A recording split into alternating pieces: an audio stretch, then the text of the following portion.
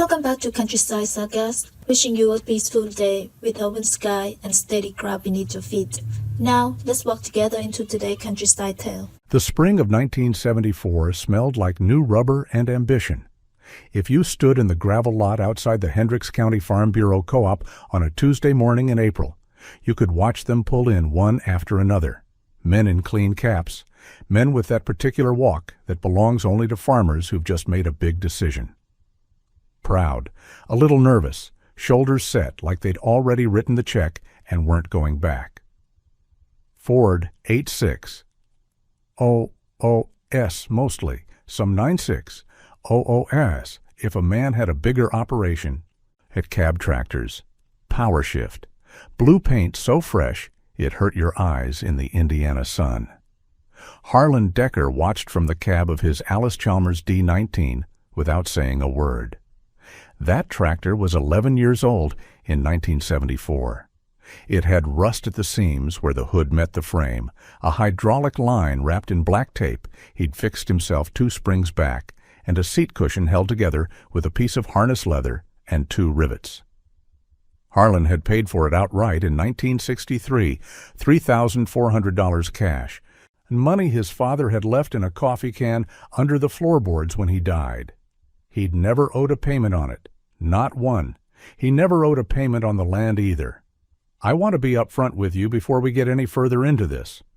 What I'm building here is a composite, a documented portrait, not a single man's biography. Harlan Decker is real in every detail that matters: the equipment, the decisions, the debt patterns, the land records. His neighbors are real. The co-op conversations are real. The numbers are real. What I've reconstructed is the shape of a life that played out across dozens of farms in the Midwest in the late 20th century. And the reason I'm telling it is because that shape almost nobody talks about anymore. If you farmed in this era, or your father did, or your grandfather, I want you to stay with this. Because some of you are going to recognize every single detail. And some of you are going to finally understand something you always felt but couldn't quite name. Harlan was 44 years old in 1974.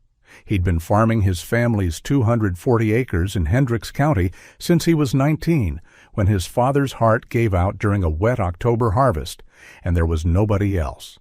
One older sister, married to an insurance man in Indianapolis. One younger brother who went to Purdue and never came back to a tractor. Just Harlan. He wasn't a large man, 5'9" maybe. Lean in the way that farm work makes a man lean. Not built, just reduced to what's necessary. He wore the same type of shirt every day of his adult life. Chambray, long-sleeved, rolled to the elbow from May through September. He kept his receipts in a shoebox in the kitchen, and he reconciled them every Sunday night at the table with a pencil and a yellow legal pad. He had 240 acres. 160 of it was his father's original ground. He'd bought the neighboring 80 in 1968 for $280 an acre, $22,400 total. He paid off over 5 years with no interest because old Walt Gerber had trusted him and didn't need the bank involved. By 1974, land in that part of Indiana was already pushing $600 an acre in good years. Harlan Decker's 240 acres, if you ran the math even conservatively, was worth somewhere around $140,000. He didn't know that number exactly. He didn't think in terms of asset values. He thought in terms of what the land could do. Now here's what was happening around him. And this is where the story gets complicated in ways that are worth understanding. In 1973, corn hit $3 a bushel. That sounds modest by today's standards, but understand, through most of the 1960s, corn had traded between $1 and $1.25. A tripling of commodity prices in a single year. Soviet grain purchases had hammered the global supply. Secretary of Agriculture Earl Butz was telling American farmers to plant fence row to fence row, the famous phrase, though nobody called it famous yet. Mind the message from every direction was the same: expand or get out of the way. And farmers listened. Between 1970 and 1975, farm debt in the United States increased by roughly 70%. The Federal Reserve kept interest rates low. Land values were climbing. The math seemed simple. Borrow against depreciating land to buy equipment that would farm more acres and capture the high prices. The Ford 8600 that Harlan's neighbor Dale Combs drove off that lot in April of 1974 cost $11,200. Dale financed it over 4 years at PCA, Production Credit Association, at 8.5% interest. His monthly note was $276. He also financed a new disc and a grain drill the same year. Total annual debt service on new equipment, just under $5,000. Dale farmed 400 acres. At $3 corn and 110 bushels per acre, gross revenue around $132,000. $5,000 in equipment debt seemed manageable. It was manageable. In 1974, Harlan watched Dale pull out of that lot and didn't say anything. He drove his Allis home, and he had hay to bale. There's something worth understanding about Harlan's relationship with debt that isn't simply stubbornness or fear. His father, Earl Decker, had farmed through the Depression. Not as an adult. He'd been young, a teenager in the early 1930s. But he'd watched his own father lose 80 acres in 1934 when a note came due, and the bank wouldn't extend it. The family had farmed that ground, rented it back for years afterward. Earl Decker had eventually bought it back in 1951, to the same 80 acres his father had lost, and he'd paid for it in cash, and then he'd cried at the kitchen table in a way that his son Harlan only saw once and never forgot. Earl passed one rule to Harlan with the same gravity he passed the land itself. If you can't pay for it, you don't need it yet. That rule was not a financial strategy. It was a trauma response, codified across a generation, transferred to a son who never experienced the Depression himself, but grew up inside its long shadow. I don't say that dismissively. Understanding where that philosophy came from matters, because it turns out, in the agricultural economy of the late 20th century, Earl Decker's trauma was better financial advice than anything coming out of the Extension Office. By 1977, land in Hendricks County was pushing $1,200 an acre. Harlan's 240 acres was worth somewhere around $288,000 on paper. His neighbors were refinancing against that value to buy more land, more equipment, to expand operations. And the logic had its own gravity. You could borrow $200,000 against land worth $288,000, conservative even, put that money into 160 more acres at current prices. And now you farmed 400 acres with $240,000 in equity still sitting there. Land kept going up. Prices were still decent. Why wouldn't you?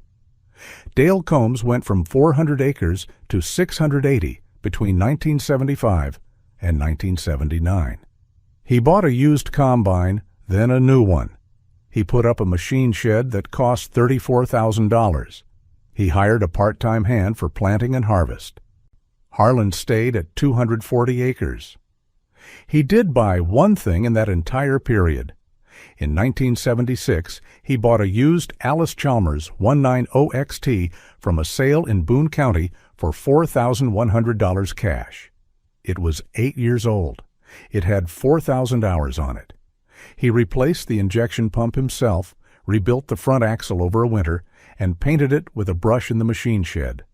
2 Allis tractors, both paid for, both old, both running. His co-op neighbors started calling him Rusty Harlan somewhere around 1977. Not meanly, it was affectionate mostly, but the name carried an edge. In that culture, at that moment, the rust meant something. It meant you weren't keeping up. It meant maybe you weren't serious. Harlan didn't dispute the name.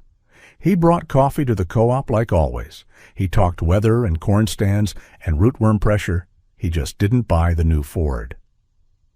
The break came in 1979, then hit like a wall in 1980 and 1981. Paul Volcker at the Federal Reserve raised interest rates to break inflation. If you want to understand what happened to American agriculture in the early 1980s in a single sentence, the Fed raised the prime rate to a staggering 21.5% by December of 1980. That's not a typo. 21.5%. Land values collapsed. Corn prices fell back toward $2, then lower. The same 240 acres that had been worth $288,000 in 1977 was worth maybe $180,000 by 1983 and falling. Farmers who had borrowed at 8% were refinancing into 15%, 16%, 17% interest rates. Equipment notes that had made sense at $3 corn made no sense at $2.30 corn. And the land that had backed all those loans was shrinking in value every quarter. Dale Combs missed his PCA payment in March of 1982. He worked something out. He missed two in 1983. By the spring of 1984, he was in mediation with his lender. His 680 acres, which he'd built over a decade of hard work and reasonable calculations, was effectively controlled by the bank. He didn't lose it all at once. It was worse than that. He sold the 160 he'd bought in 1978 first at a loss to satisfy the operating note. Then the equipment started going. The combine he'd bought new in 1979 for $67,000 went at an auction in October of 1984 for $31,000. You could see him standing at that auction with his hands in his pockets and his jaw set. He watching somebody else's number win on his machine. He held on to his original ground through 1985, lost it in early 1986. He moved to Terre Haute, drove a grain truck for an elevator for 11 years before his knees gave out. I want to stop here because this is the part of the story that gets told wrong most often. The version that gets told, the folk wisdom version, the version Harlan himself might tell you at a co-op coffee table in 1989, is that Harlan was smart and Dale was foolish. What that Harlan had discipline and Dale had greed. That the lesson is simple. Debt is dangerous. Old equipment is honest. Cash is king. That's not quite right. Dale Combs was not foolish. He was doing exactly what every agricultural economist, every extension agent, every lender, every Farm Bureau newsletter was telling him to do. He was responding rationally to price signals that turned out to be temporary. And he was leveraging appreciating assets the way that every business textbook says you're supposed to leverage appreciating assets.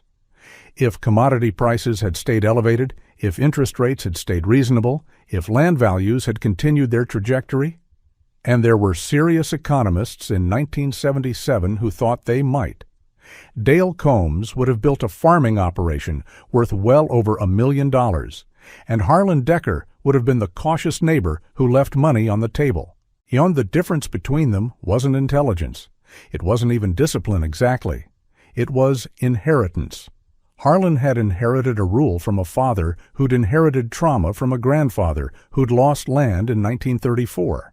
That rule, if you can't pay for it, you don't need it yet, turned out to be the correct rule for the macroeconomic environment of 1982. But Harlan didn't know that in advance. He couldn't have. He was operating on transmitted caution, not foresight. That matters. So because if we tell this story as a morality tale, as proof that virtue is rewarded and debt is punished, we learn the wrong lesson. The right lesson is different and harder. By 1986, Harlan Decker owned 240 acres, free and clear in a county where land was selling for $800 an acre on a good day. His equity position, somewhere around $192,000, completely unencumbered. His annual operating costs were low because his equipment was paid for, because he'd never carried debt service. His break-even on corn was somewhere around $1.85 a bushel when his neighbors needed $2.40 or more just to service their debt. He wasn't rich. He was never rich, but he was there. He bought 80 acres in 1987 from an estate sale. The heirs were in Indianapolis, and they needed to close the estate quickly. $640 an acre. $51,200. He paid cash out of a savings account he'd been building since the late 1970s. He was 57 years old. He was farming 320 acres with 2 Allis tractors, one of which he'd had for 24 years. He fixed what broke. He painted what rusted. He kept his receipts in the same shoebox, reconciled them every Sunday with the same pencil. The co-op had changed by then. Fewer men at the coffee table.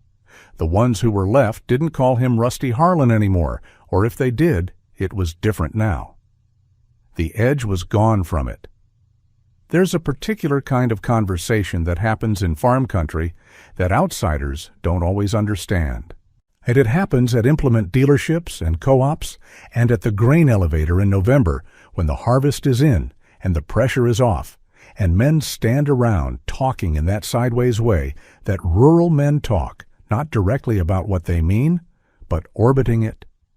In the late 1980s, Harlan was part of those conversations in a way he hadn't been in the 1970s. Not because he had wisdom to dispense, he wasn't that kind of man, but because he was still there, and a lot of the others weren't. But that presence meant something. You didn't have to say anything for it to mean something. His neighbor's kid, I'll call him Tommy, he was maybe 24 in 1988, just starting to take over part of his family's operation, asked Harlan once, standing at the fuel pump, what the secret was. Direct question, the way young men sometimes ask direct questions when they've watched enough older men fail. Harlan thought about it for a moment. He said, I always tried to make sure that a bad year couldn't take the land.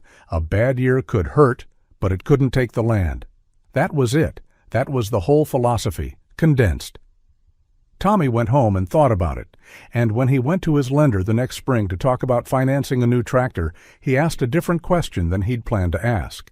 He didn't ask, what can I qualify for?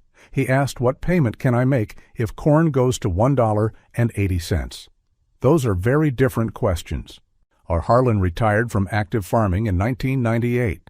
He was 68. He rented his ground to a neighbor's son, cash rent, simple lease, 2-year terms.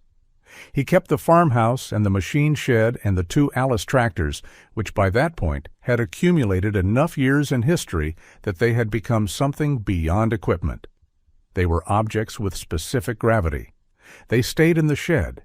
He didn't use them, couldn't bring himself to sell them. His wife Eleanor, who had kept the books alongside him for 40 years and who had understood the philosophy better than anyone gave her credit for, died in 2003. Harlan stayed on the farm. He kept his receipts in a shoebox. He reconciled nothing because there was nothing to reconcile. The rent checks came twice a year. The land stayed. He sold 80 acres in 2009, the 80 he'd bought in 1987 for $640 an acre, for $4,200 an acre. His return on that single piece of ground over 22 years, not counting the rent income, was something like 550%. He didn't think about it in those terms. He just knew it was more than enough. He died in 2014 at 84. The remaining 240 acres, the original 160, and the 80 from Walt Gerber, passed to his daughter and his nephew. They kept it. They're still farming it. The Allis Chalmers D19, the one he'd bought in 1963 with his father's coffee can money, is still in the machine shed. Rust at the seams. Tape on the hydraulic line, replaced a half-dozen times. The seat cushion is gone now, and replaced properly somewhere in the 1980s, but the rivets are still there in the metal where the harness leather used to be. That tractor is 61 years old. It still runs. What does this story mean? Not what I said earlier, not the simple version about debt and virtue, something more complicated and more honest. It means that agricultural history is full of people who made reasonable decisions that were destroyed by forces they couldn't control. Interest rates, commodity prices, global grain markets, Federal Reserve policy set by men in Washington who had never walked a bean field in wet boots. Dale Combs deserved better than what happened to him. Thousands of farmers like Dale Combs, hundreds of thousands, deserved better than what happened to them in the early 1980s. It also means that inherited knowledge is real knowledge. The rule Earl Decker passed to Harlan was not wisdom born of analysis. It was scar tissue transferred. And it worked. It means that the way we measure success in agriculture, acreage farmed, equipment newness, expansion speed, can be exactly wrong.